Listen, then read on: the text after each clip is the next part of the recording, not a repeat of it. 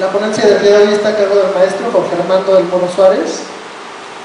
Él es licenciado en Derecho por la Universidad Autónoma de Chiapas, Campus 3, en la ciudad de San Cristóbal de las Casas. En el año 2010 obtuvo el grado de maestro en Derecho en la División de Estudios de Posgrado de la Facultad de Derecho de la UNAM.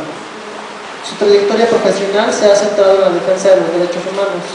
Laboró en la Visitaduría de Asuntos Indígenas de la Comisión de Derechos Humanos del Estado de Chiapas, donde realizó trabajo de campo en diversas comunidades indígenas.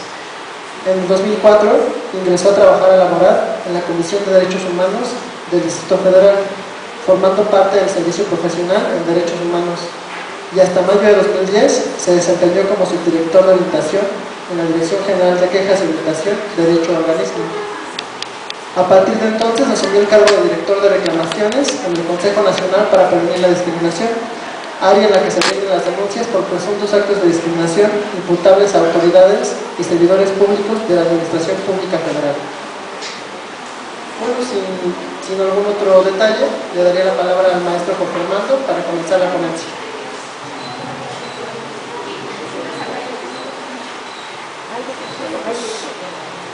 Pues antes que nada, muchas gracias por la invitación a participar en este seminario. Yo creo que es muy importante lo que está haciendo COPRED para formar a la ciudadanía en un derecho tan importantísimo como es el derecho a la no discriminación.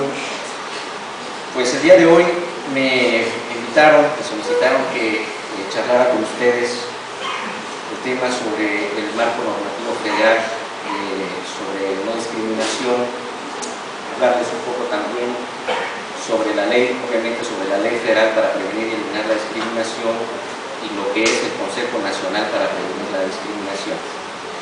Antes de comenzar con directamente de lleno con el marco normativo federal, quisiera hacer una brevísimo repaso que tiene que ver con la construcción de las cláusulas o de la cláusula antidiscriminatoria que vemos hoy reflejada en el artículo 1 constitucional, en la Ley Federal para Prevenir y Eliminar la Discriminación y en otros ordenamientos federales, incluso también, por ejemplo, en normas oficiales, ¿no?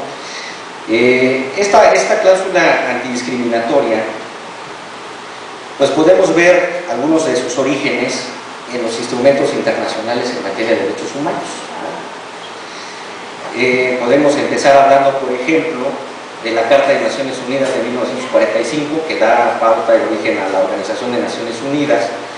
En esta carta ya se empieza a hablar de discriminación o de no discriminación, ¿no? Ya se empieza a insertar ahí una cláusula, ¿no? Muy breve, pero muy significativa. En esta carta, bueno, señala que uno de los objetivos es realizar la cooperación internacional en la solución de problemas internacionales, etcétera, ¿no? El respeto, el estímulo, el respeto a los derechos humanos y las libertades fundamentales. Y aquí ya establece unos términos muy importantes, que son así como los términos fundacionales, ¿no? De lo que vamos a empezar a ver sobre lo que es el derecho a la no discriminación. Entonces dice, esto tiene que ser sin hacer distinción por motivos de raza, sexo, idioma o religión.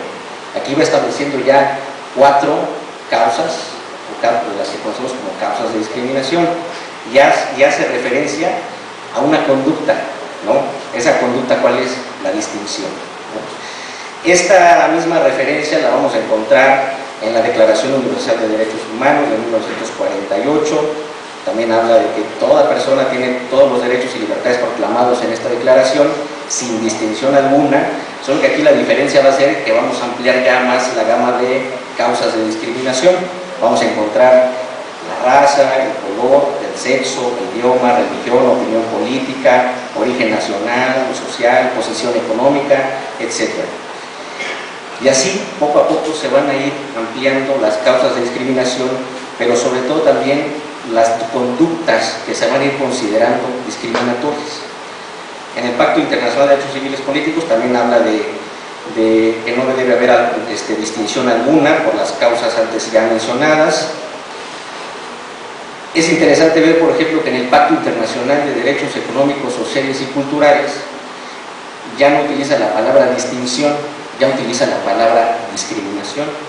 Entonces dice este pacto en el artículo 2.2: los Estados partes en el presente pacto se comprometen a garantizar el ejercicio de los derechos que en él se enuncian sin discriminación alguna, por motivos de raza, color, sexo, idioma, etc. Pero en la Convención Internacional para la Eliminación de todas las formas de discriminación racial de 1963, creo yo que vamos a encontrar ahí tres elementos muy importantes que nos van a servir para identificar cuáles son las conductas discriminatorias. Dice esta convención, en el artículo primero, me parece: en la presente convención, la expresión discriminación racial denotará toda distinción, exclusión, restricción o preferencia basada en motivos de raza, color, linaje, origen nacional o étnico, que tenga por objeto o por resultado anular o menoscabar el reconocimiento, goce o ejercicio en condiciones de igualdad de los derechos humanos y las libertades fundamentales en la esfera política, económica, social, cultural. Entonces, aquí ya vemos una definición mucho más completa. Vemos ya que la referencia que se hace a la conducta discriminatoria está basada en tres aspectos: la distinción, la exclusión, la restricción. Y bueno, por las causas también ya señaladas, ¿no? Yo creo que esto es muy importante tenerlo muy presente, porque yo creo que nos preguntaríamos por qué en la mayoría, o en casi todas las convenciones, declaraciones, en todos los instrumentos internacionales en materia de derechos humanos, ¿por qué vamos a estar encontrando en cada uno de ellos, aunque se traten de diferentes materias, vamos a estar encontrando esta cláusula antidiscriminatoria? Porque el derecho a la no discriminación es lo que se le llama, es un derecho llave, ¿no? Es un derecho que nos abre la puerta para poder ejercer todos los demás derechos.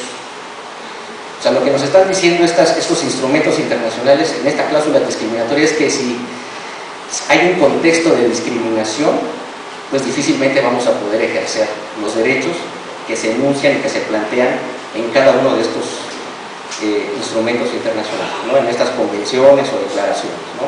Entonces, ahí podemos ubicar la importancia que tiene el derecho a la igualdad y a la no discriminación, ¿no? Es un eje por el cual van a cruzar todos los derechos, ¿no?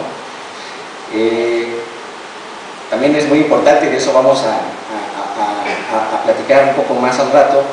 También es importante tener en cuenta que no toda violación a derechos humanos es un acto de discriminación.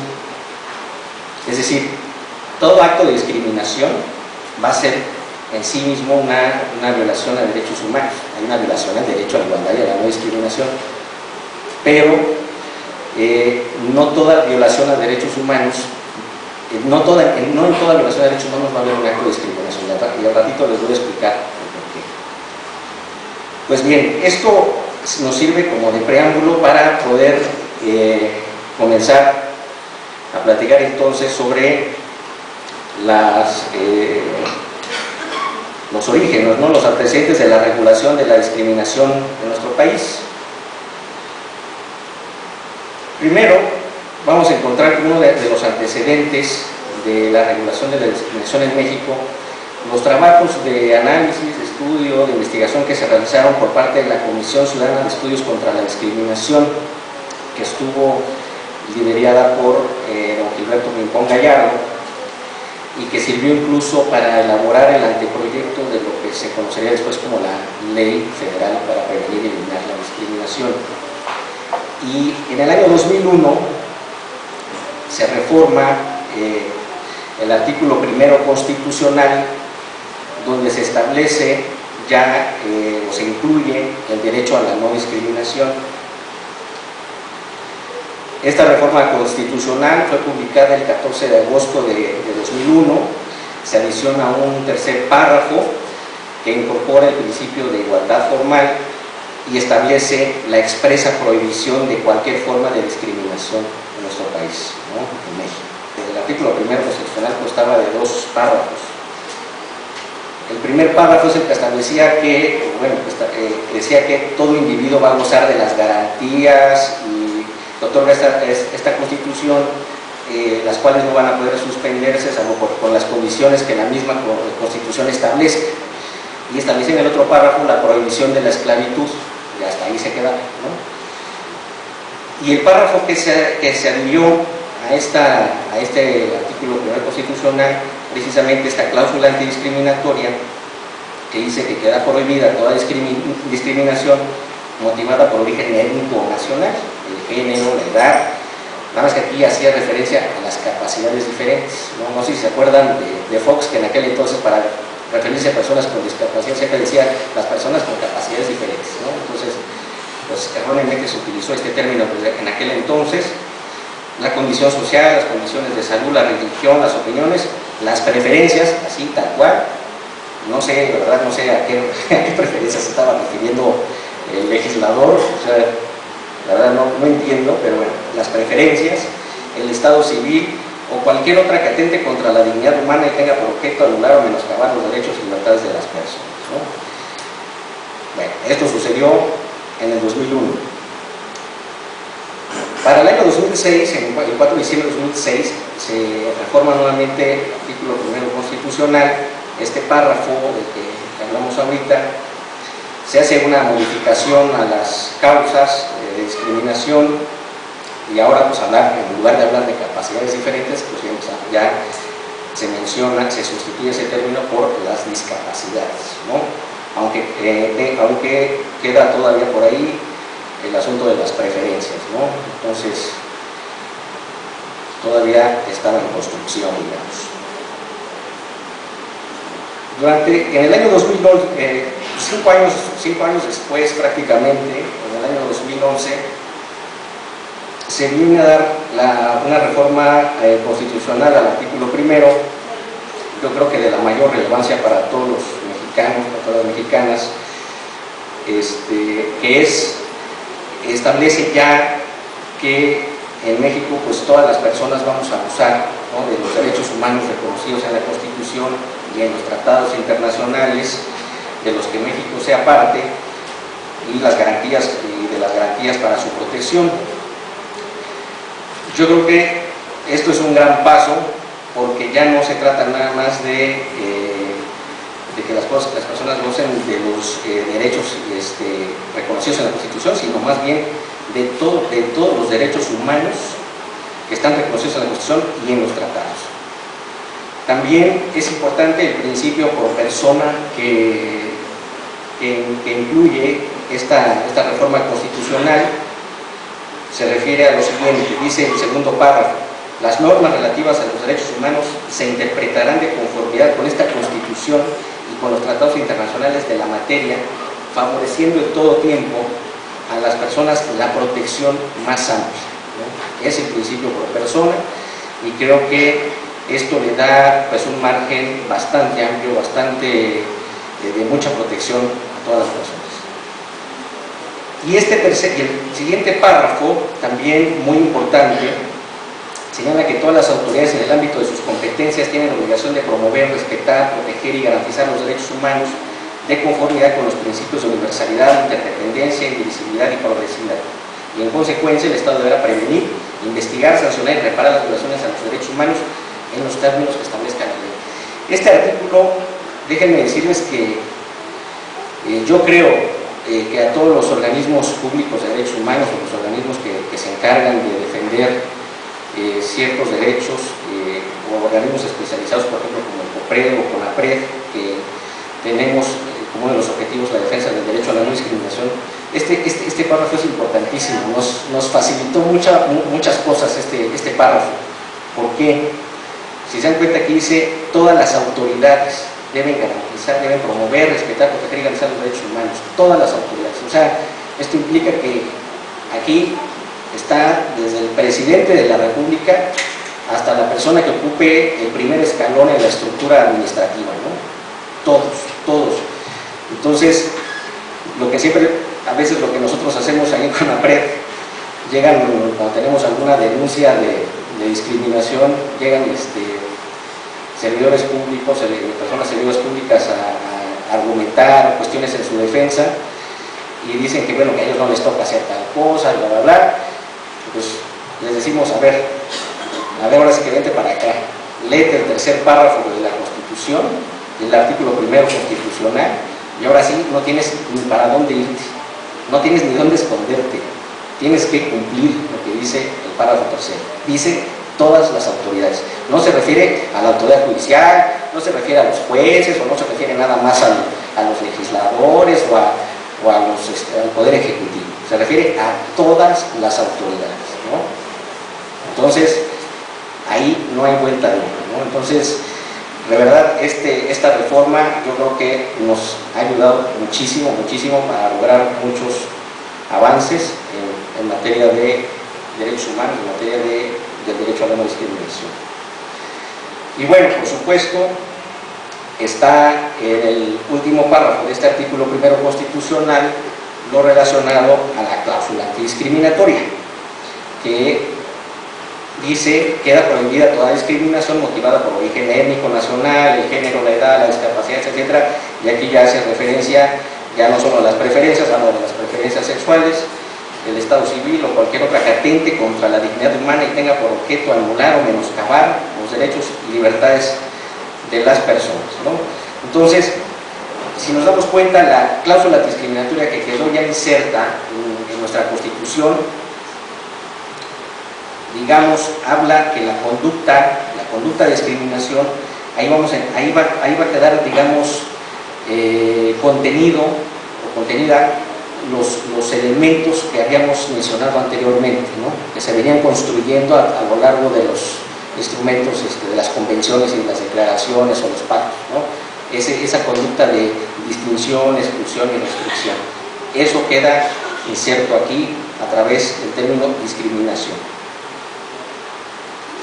Pues yo creo que esta reforma constitucional, pues yo creo que tiene un objetivo muy importante, ¿no? Que yo creo que lo que busca es, de alguna manera, eliminar las diferencias históricas que han producido que ciertos grupos se encuentren en una posición, no solamente de desigualdad, sino además una posición que atenta contra la dignidad humana, ¿no? Yo creo que esta primera parte nos puede llevar a preguntarnos, entonces, revisando estos elementos que hemos visto, ¿qué es entonces la discriminación? Aquí quiero hacer un breve paréntesis para que pueda comentarles un poco de eso. ¿Qué es entonces la discriminación? La Constitución nos dice lo que está prohibido, ¿no? Nos dice que queda prohibida toda discriminación, ¿no? Entonces, de ahí podemos sacar elementos para decir qué es la discriminación.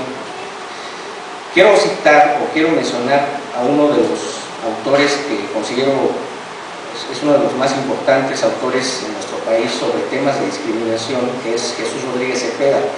Él nos da algunos elementos muy importantes y que tienen que ver también con los elementos que he mencionado anteriormente.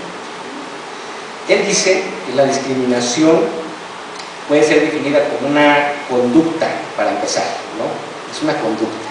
Y esto va muy de la mano con lo que ya les había planteado, que es esa conducta de distinguir, restringir, excluir.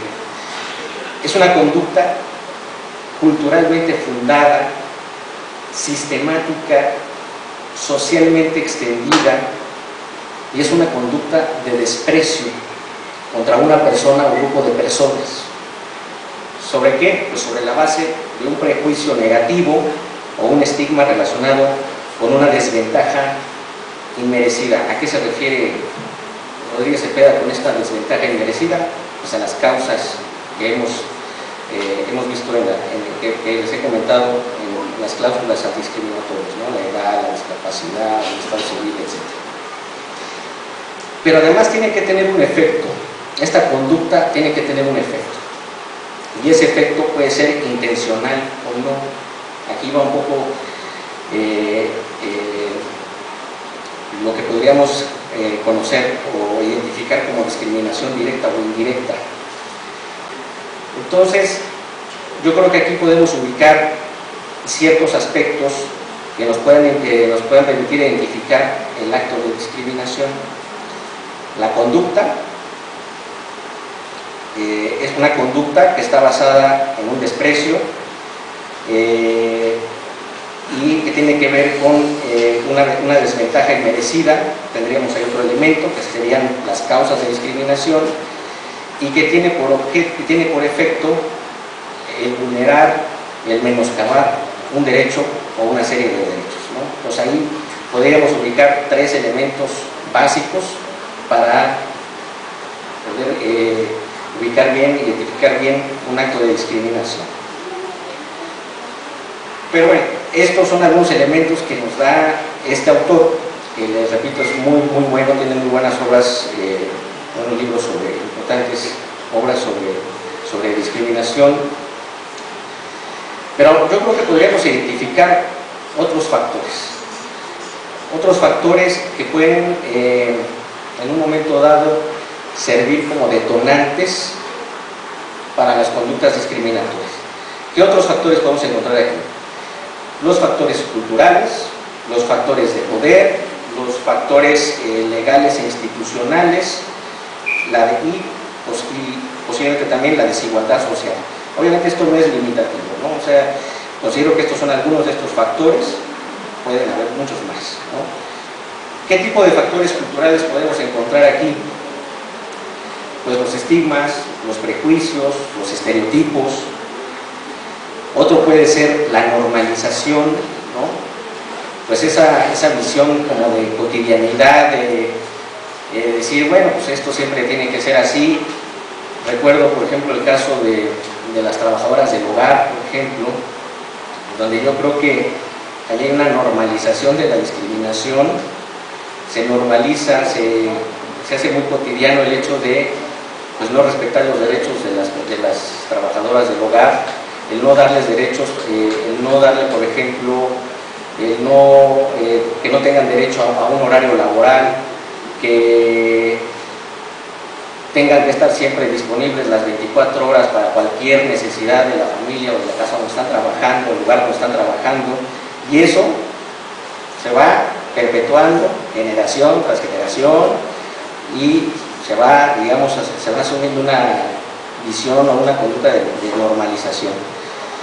Otro factor cultural quizás pudiera ser también la desinformación y el desconocimiento, ¿no? Yo creo que aquí esta parte lo vemos muy recurrentemente cuando en el CONAPRED nos llegan denuncias, quejas o reclamaciones por discriminación. Aquí ubico un caso, por ejemplo, en los casos de bullying. Hemos tenido casos de bullying en donde obviamente hay conductas discriminatorias, y la autoridad, por ejemplo, ahí la Secretaría de Educación Pública luego nos dice, no, pues la Secretaría de Educación Pública tiene programas, acciones y una serie de protocolos y todo para prevenir el bullying, para atacar el bullying. Y la pregunta es, ¿por qué sigue pasando en las escuelas, no? Si tienen todo esto. Pues porque no hay una capacitación, no hay una información, los maestros y las maestras desconocen muchas veces estos protocolos, estos métodos o estos mecanismos para prevenir el bullying, no están capacitados. El personal administrativo de las escuelas tampoco tiene el conocimiento, no tiene la información de estas acciones. ¿Qué quiere decir bullying? Bullying es una conducta, bueno, es término que es una conducta que se refiere a una reiteración de agresividad hacia los niños y las niñas que se dan en las escuelas, ¿no? Que puede ser entre los mismos compañeros de las escuelas, ¿no? Pero es una conducta reiterada de agresión, como también hay como relaciones ahí de dominio, ¿no? De abuso, ¿no? Y bueno, si esto se da en el sector público, en el ámbito de las instituciones públicas, también se da mucho en el sector privado.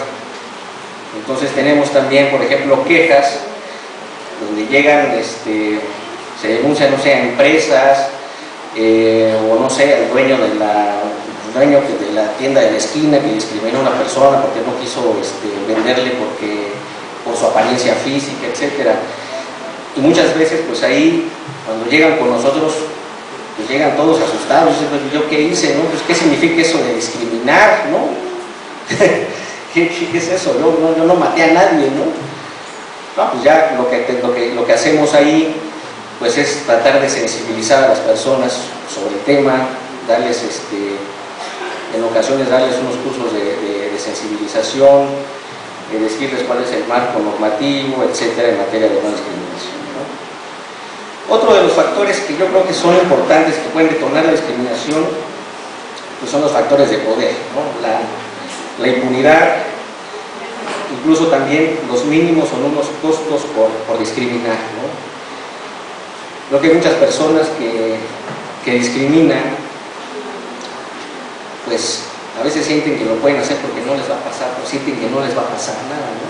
Y dicen, no, pues no, los discrimino y me vale, o yo hago esto y me vale, al fin que ¿qué? ¿Me van a imponer una multa? O quién sabe qué me van a hacer, pero eso yo lo voy a seguir haciendo.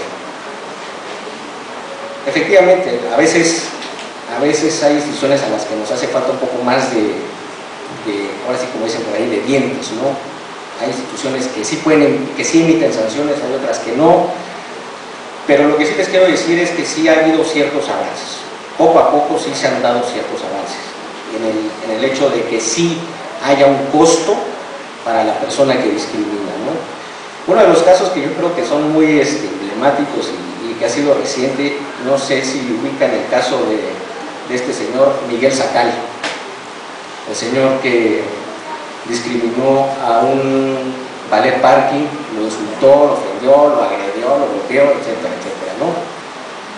Pues este señor, ahí se inició una averiguación previa en la Procuraduría General de Justicia por el delito de discriminación, y este es uno de los ejemplos de que el delito de discriminación sí puede generar que una persona vaya para la cárcel, ¿no? Por este delito. Entonces, pues allá hay un costo, ¿no? Por haber discriminado. Otro de los factores que yo creo que es importante, pues son los factores legales e institucionales. Tenemos ahí lo que son los programas y políticas públicas discriminatorias, las leyes discriminatorias. Aquí les quiero citar un ejemplo. Hace algún tiempo en CONAPRED tuvimos un caso contra el ISSSTE, relacionado con las estancias infantiles del ISSSTE. Resulta que en las estancias infantiles del ISSSTE no aceptaban a niñas y niños con discapacidad y con ciertas enfermedades. ¿Y por qué? Pues resulta que había un reglamento, así tal cual, había un reglamento que expresamente decía: no se va a proporcionar el servicio a niños y niñas con discapacidad y a niños y niñas con algunas enfermedades. Y todavía creo que todavía ponían ahí hasta el catálogo de enfermedades. Y estaba reglamentado, estaba en un reglamento, ¿no? Y creo que ahí tenemos un ejemplo claro de un factor legal e incluso institucional de discriminación, ¿no? Afortunadamente, después del procedimiento que se llevó a cabo, el ISSSTE, pues, se modificó dicho reglamento, pues obviamente se quitaron esas disposiciones, ¿no? Totalmente discriminatorias. Y bueno, yo creo que otro de los puntos importantes, pues puede ser la misma desigualdad social. Una vez revisados estos factores, yo creo que esto nos podría llevar a ubicar algunas dimensiones o tres dimensiones de la discriminación: la dimensión personal, la dimensión institucional y la dimensión estructural. Y utilizo el mismo ejemplo de las estancias infantiles, ¿no? Tenemos una dimensión personal donde pues un niño o una niña es excluida o se le restringe el derecho a usar de los servicios de una estancia infantil, ¿no? Hay una dimensión personal ahí, pero no solamente el caso concreto, porque también vemos que esta conducta discriminatoria se está produciendo en todas las estancias infantiles del ISSSTE. Y además, y aquí tenemos ese ejemplo muy claro, es estructural porque es sistemática, porque esto va a suceder en todas las estancias y además está reglamentada. Entonces, hay una norma que está permitiendo la reproducción de ese acto, de esa conducta discriminatoria en todas las estancias infantiles, ¿no? Y esas podrían ser las dimensiones de la discriminación. Pues bien, yo creo que ahí, en esta parte, podríamos concluir entonces, habiendo revisado la cláusula discriminatoria que establece la Constitución, habiendo comentado lo que dicen algunos instrumentos internacionales en materia de derechos humanos en relación a las cláusulas antidiscriminatorias, podríamos concluir entonces que la discriminación es toda distinción, exclusión, restricción que basada en el origen étnico, nacional, sexo, edad, discapacidad, condición social o económica, condiciones de salud, embarazo, lengua, religión, opiniones, preferencias sexuales, estado civil o cualquier otra que tenga por objeto impedir o anular el reconocimiento o el ejercicio de los derechos y la igualdad real de oportunidades. Y aquí quiero hacer énfasis en los elementos que nos van a servir para distinguir el acto de discriminación, así, muy resumido. Creo que sí es muy importante que podamos y que ustedes puedan en un momento dado, cuando se encuentren frente a un acto de discriminación, frente al análisis de un caso de discriminación, que puedan distinguir claramente con qué elementos voy a poder yo configurar o ubicar el acto de discriminación o los elementos para poder afirmar que ese hecho, que ese acto es un acto de discriminación. Y yo creo que de todo lo que he venido comentando se desprenden tres elementos básicos, y créanme que estos son los elementos básicos con los cuales partimos, por ejemplo, en el CONAPRED, para poder determinar cuando nos llegan los escritos, las quejas, las reclamaciones de inicio. Analizamos estos tres elementos, y estos tres elementos son entonces, primero, que haya una conducta, la distinción, la exclusión o la restricción, pero no solo eso, sino que esa conducta entonces esté basada en determinadas causas, ¿no?, que ya mencionamos, ¿no?, o como dice Rodríguez Cepeda, esas desventajas inmerecidas, ¿no?, la edad, la discapacidad, el estado civil, el embarazo, etc. Pero tiene que haber otro tercer elemento. Entonces tenemos la conducta, tenemos la causa, pero tiene que haber otro tercer elemento, que haya un efecto, y ese efecto es el vulnerar un derecho, ¿no?, el pedir o anular el reconocimiento de ejercicio de derechos, ¿no? Yo creo que con estos tres elementos tendríamos lo básico para poder determinar con mucha claridad si estamos frente a un acto de discriminación. Por supuesto, podemos analizar las características, los factores culturales, o como esa parte que Rodríguez Cepeda dice que es una conducta culturalmente fundada, socialmente extendida, sistemática, es una conducta de desprecio. Por supuesto que podemos analizar eso, pero yo creo que estos tres serían los puntos básicos para poder identificar un acto de discriminación. Porque podemos, ahora sí, lo que les decía al principio, podemos identificar violaciones a derechos humanos y no necesariamente van a ser actos de discriminación. Vamos a poner unos ejemplos. Puede ser que una persona les diga, ¿sabes qué? Yo siento que me discriminaron porque me despidieron, me separaron de mi trabajo. Fui objeto de discriminación. ¿Ok? A ver, vamos a analizar el caso. ¿Por qué consideras que te despidieron? No, pues es que resulta que el dueño de la empresa, la empresa estaba como casi en la quiebra, y pues tuvo que hacer un recorte de personal y me despidieron, me sacaron de ahí. Ok, entonces, ¿ustedes considerarían que eso sería un acto de discriminación? Si hay una violación a un derecho, hay una violación al derecho al trabajo, hay una violación a un derecho humano, por supuesto, hay una conducta, ¿no?, incluso la separación, ¿no?, la exclusión, podríamos llamarlo, ¿no? pero entonces ahí como que nos quedaría un poco difícil distinguir o ubicar la causa, ¿no? La causa que hemos estado, estas causas que hemos estado viendo en los pactos, en las convenciones, en las declaraciones de derechos humanos, en el artículo 1 constitucional, en la ley federal para prevenir la discriminación. Creo que ahí faltaría el elemento.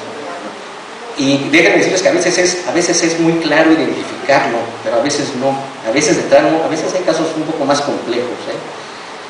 Por ejemplo, una vez nos llegó un caso en el CONAPRED, hablando también en el ámbito laboral, de una persona con discapacidad.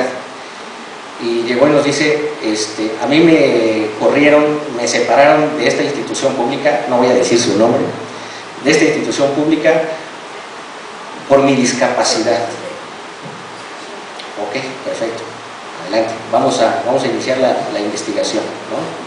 Entonces empezamos a requerir los informes, etcétera, etcétera, etcétera. Y resulta que la autoridad nos acredita, porque además quien tiene la carga de la prueba en los procedimientos es el agente discriminador, no la persona peticionaria. El agente discriminador nos tiene que acreditar si actuó bien. El agente discriminador o la instancia discriminadora nos tiene que acreditar si actuó conforme a la Constitución, conforme a la ley, etcétera, ¿no? Ellos son los que tienen la carga de la prueba. Entonces, la autoridad nos agarra y nos empieza a documentar y a responder, y en todos estos elementos se desprendía que esta persona, nuestro peticionario, había sido de baja por haber reprobado la evaluación anual del desempeño. Pero eso no se quedaba hasta ahí. Resulta que la autoridad acreditó, por ejemplo, que a pesar de que había reprobado ese año y que ya era causal para que se le diera de baja de acuerdo al estatuto, etc., se le dio una segunda oportunidad. Al siguiente año se le volvió a dar otra segunda, o sea, se le permitió seguir laborando, se le dio otra segunda oportunidad, se establecieron y lo acreditaron con documentos, etcétera, que se habían realizado las acciones afirmativas, compensatorias, para que se le evaluara en una igualdad de circunstancias, ¿no?, frente a sus demás compañeros y compañeras. Y resulta que volvió a reprobar la evaluación en la segunda ocasión. Pero bueno, todavía nosotros seguimos como pues, con la sospecha, ¿no? Decimos, bueno, a ver. Pero también resulta que la autoridad nos acreditó que llevaba ya cierto tiempo implementando políticas de inclusión laboral a favor de las personas con discapacidad, ¿no? Pues ya, eso fue prácticamente lo que redondeó el argumento. Pues bueno, ya le explicamos a nuestro peticionario pues que, pues sí, efectivamente, a lo mejor si él consideraba que las evaluaciones a lo mejor habían sido, no sé, o no estaba conforme con las evaluaciones, pues que las impugnara mediante los procedimientos que establecía el mismo estatuto, ¿no?, de ese servicio profesional de carrera, etcétera. O de plano, pues orientarlo y canalizarlo a las instancias laborales, por si seguía inconforme, ¿no?, y que demandara las cuestiones laborales que pudieran proceder, ¿no?, en un momento dado. Entonces, a veces sí, de entrada, a veces no se puede distinguir de entrada que no se trate de una discriminación, pues tenemos que ir investigando y ver si se cumplen estos tres elementos, ¿no? Pero bueno, y varios casos de esa naturaleza, ¿no? Entonces, sí tenemos que tener muy bien claros estos puntos para poder distinguir un acto de discriminación, ¿no? Y distinguir aquellos casos que efectivamente pudieran ser violaciones a derechos humanos y no necesariamente un acto de discriminación, ¿no? Pero un acto de discriminación, por supuesto, un acto de discriminación sí siempre va a ser una violación a derechos humanos, va a ser una violación al derecho a la no discriminación, y como mencionaba al principio, por ser un derecho llave, pues va a haber otros derechos que se van a estar vulnerando, ¿no? Un acto de discriminación limita las oportunidades reales, impide el pleno desarrollo de capacidades y proyectos de vida, excluye a las personas mediante distintas acciones o omisiones, y pues como veíamos, generalmente se basa en prejuicios negativos, estereotipos o estigmas, etc.